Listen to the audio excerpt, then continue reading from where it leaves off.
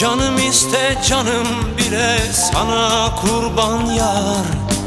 Yıldızlar yerinde güzel bırak dursun yar. Saçlarımı ellerinle okşa yeter yar. Gönlüm senden bir şey ister, nasıl desem yar.